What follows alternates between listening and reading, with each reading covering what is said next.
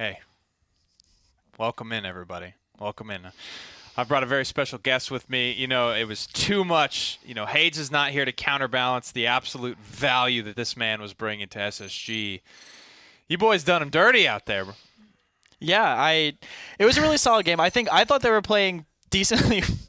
I can't talk with production talking because I don't think he realizes he's not muted in my ear right now. Oh, man. No, he knows. He knows. That's a little Blake Spice for you guys. No, he didn't know. He just let me know. But yeah, I thought that was a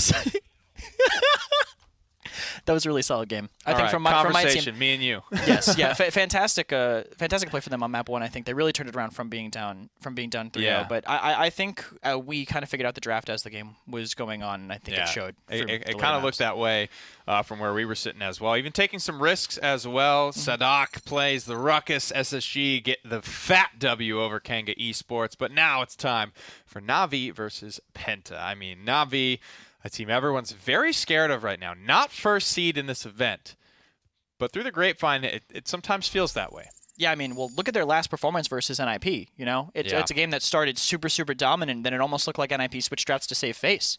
From the outside looking in, Bonker, Lex, different stuff like that. That's my opinion. So, yeah, exactly. You look at that. You say the second seed is probably the scariest one coming into this tournament. Especially players like Phoenix just making so much room for their DPSs. It's such I love the parallels between NIP and Na'Vi. They're so good at completely polar opposite different styles. NIP is just blinders on, aggression, get in your face, and punch you in the mouth. Na'Vi like to play a little bit more passive, like to slow things down, play the objective for as long as humanly possible, oftentimes winning games with less damage, negative KDs, and it's just like a very, very dirty win.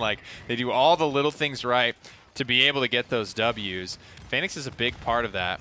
You guys attempted to allow Makoa and Atlas to go to Phoenix and learned your lessons, I think, appropriately. Yeah, like I said before, it's kind of a coin flip, and against a player like Phoenix, that is a loaded coin if those even do exist laying on one side. It's really, really hard to get past his power. Makes his own classes. luck. Yeah, and on the other side of the tank, conversation, Lazy he shifted to this class. It's almost been a year now, and he's really put his foot down. I think as one of the best, if not the best, main tank in the business. He's shown flexibility. He's shown that he can draw pretty pictures while he's aiming because of his massively high sensitivity. But for a team that focuses the objective as much as Na'Vi does, his role is super, super important, and he plays his life and does the damage that he really needs to. He is integral. He is the anchor to that Na'Vi heart and soul strategy of play the damn point, Lazy. Survive as long as you can. Give us as much time as possible. Spunky's obviously a big part of that as well. But one thing that I always commend, point tanks in general, but Lazy at the forefront of the conversation, is that transitioning off of the objective to know when it's time to get aggressive and to do damage with that barrack or that Inara. And he's not a stranger to the top damage position if he can get himself a barrack. So that's a tough instinct. That's tough to teach, and I think Rashao does a good job of it as well. It's really a big part of communication, because your default is going to be sit on the point, capture the point. But if your off tank is saying, go, go, go, go, go, I'm pinching, we need pressure, being able to clean up off of that, that's really where the mental game comes in. That's why you see these top tanks on these top teams. Teams with the best communication are the ones that do that the best. For sure, guys. Well, enough from us. Let's get down to the booth and hear some thoughts with the man himself. Rain Day and Phoenix standing by. That's what we play for. Hey, guys, we were just joking around how Phoenix is unfortunately the sacrifice for the interview. None of these guys ever want to talk to us. But, Phoenix, you are always chosen. How does it feel to be the chosen one?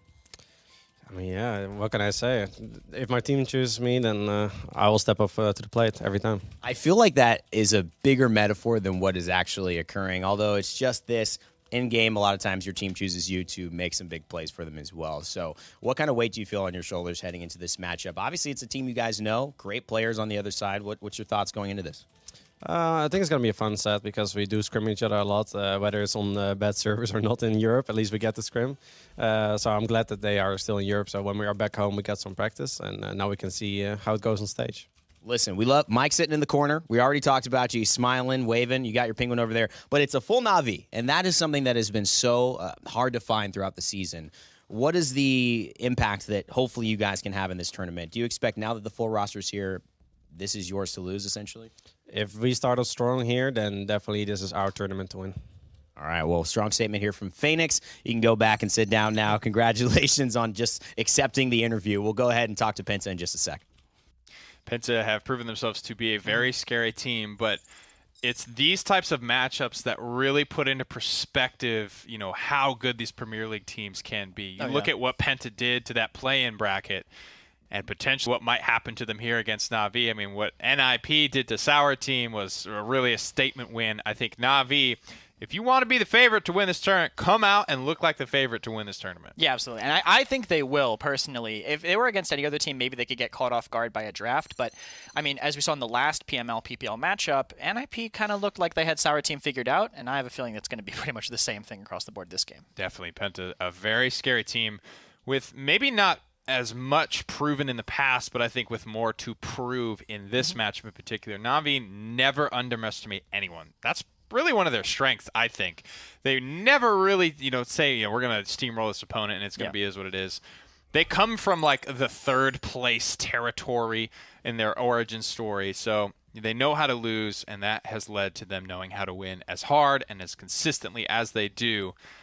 A man with some PPL experience, though, he's calling for the 3-0 over Na'Vi.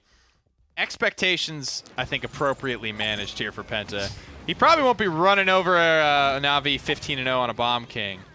But I do expect a lot from him, to be honest. I think he has to be a big part of whatever type of success Penta are looking for against Na'Vi today. I mean, all of them need to be clicking really, really well, Just when they click like this, it's not really not going to look at this when they're clicking on all cylinders, but they need to really find the holes in what Na'Vi does. I know Simsley was saying before that Na'Vi kind of play a flexible style, in his opinion. I know they play more controlled, but that can shift, I think, into a more aggressive style. Yeah.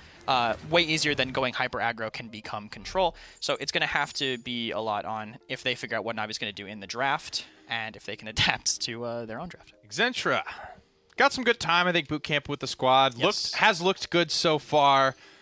But Point Tanks, they butter their bread in these tougher matchups. And, well, that's not the most confident body language I've ever seen in my life. But, his job was easy in that play-in bracket. His job becomes much more difficult against this Na'Vi squad, having to go against a world-class Point Tank like Lazy, out-surviving him on the objective, doing that very delicate dance that relies so much, in my opinion, on instinct, on experience, on having been there before and done that thing. Not a lot of that can be said for Xentra. How have you thought about this guy so far in the tournament? I mean, I thought he's looked good. I mean, we know he has previous experience playing with these guys before, but this is going to be a massive, massive test for him. I mean, I'm sure they've scrimmed Na'Vi, but that was probably before Xentra was with them, considering he's a fill-in for Ovim. And Na'Vi's one of the hardest teams to play Point Tank against because of that massive objective focus they have, Stacking up against Lazy is probably too much to put on the poor kid in his first day here in the big bracket. How do you think, real quick, before we head down to the interview, can he fill these shoes that Ovim left? I think he can, just with the experience he has, and it's not like he's new to the role. I think he can, from what I saw yesterday. Okay, guys, well, let's get it down and hear what Penta are expecting from this set with Na'Vi. Hello, welcome. We are now across the pond. It took me a long time to get over here, but I found a very unique person to talk to. However, very similar to the person we talked to like all day yesterday as well. Simsy, how are you feeling, man? It's Na'Vi. I mean, what else can you say about it? They're one of the best teams in the world.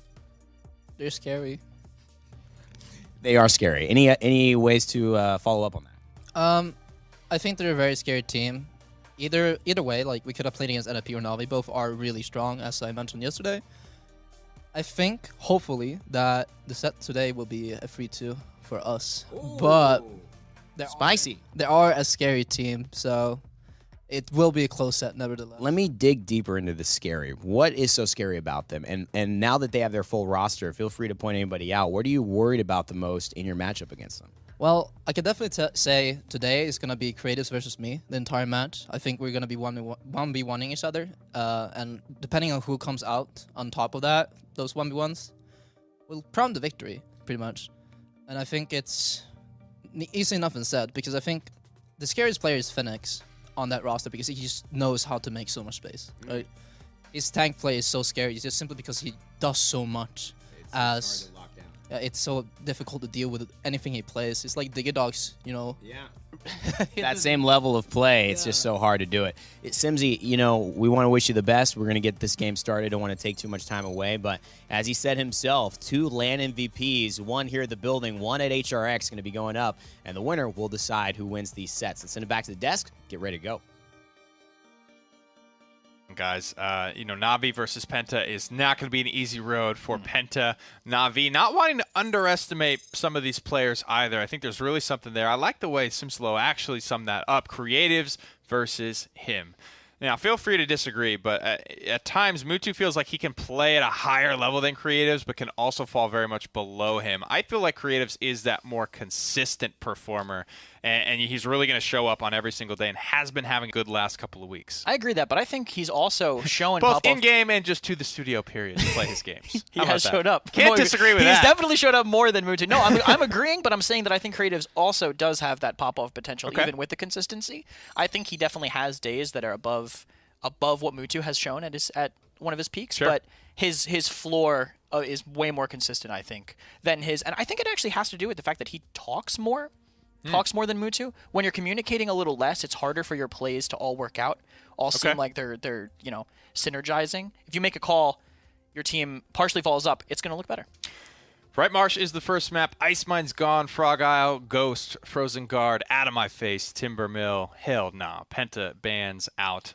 The goofy stuff here in the first map will, of course, be Bright Marsh Na'Vi with the first pick.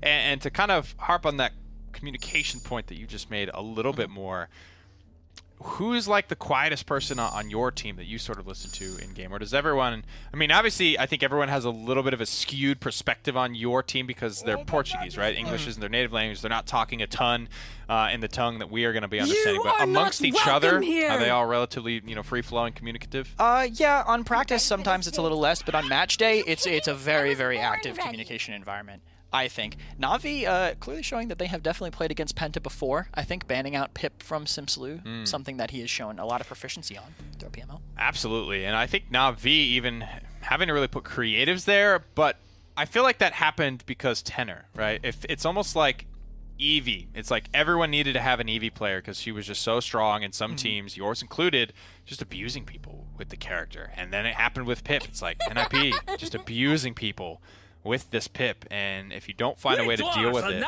and I would say Na'Vi, it's not their first choice. Creatives would much rather be on Eevee if given the choice with a gun to his head, and it's an Ice Staff this time around. They will get Eevee, and they will get Barrack.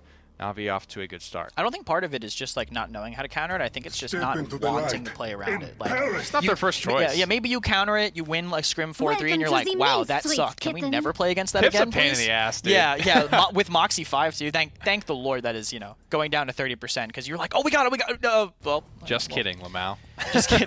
XD, unironically, :3 XD from this Pip as he Moxie 5 weightless, 30% DRs away from the fight.